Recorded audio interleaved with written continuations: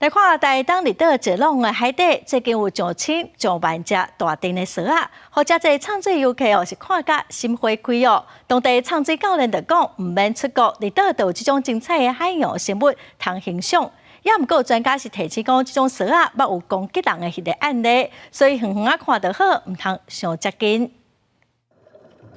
顶个月，畅水游客伫绿岛古湾海峡畅水，离街条350公尺左右的水域下面，翕到难得看到上千上万只的鱼群珠，个细壳啊慢慢啊向前游，像海中烤起加烈风。它们也会形成那种风暴，像龙卷风那样慢慢的卷，然后它们也会慢慢的移动，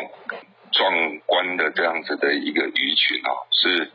真的很难能可贵啊。 台东县长姚庆玲初三也收到外地朋友传来，伫绿岛石浪海峡翕到像加烈风同款的鱼群奇观。南部海洋生物研究中心研究人员讲，这是一种金丝鱼，因是海洋中会自己做伙群收找这鱼类。不过最近伫绿岛翕到上千上万只的景象是真少看。然后各地的俗名不一样，然后像东部这边的话，我们可能就会叫它金梭鱼，然后可是在东北部那边的话，我们都叫它竹梭。这种鱼的话，它习惯就是群游，它就是 随时随地，它只要有成群的话，它们都会这样群游。啊，只是因为这一次的影片的，我们看了一下影片，它的鱼群数量是有比较多一点，是比较少见。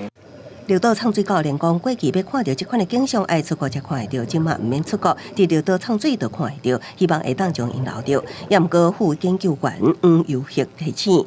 金丝鱼是掠食性强的鱼类，过去捌有人互攻击的案例，建议畅水客也是唔通伤赶紧。记者综合报道。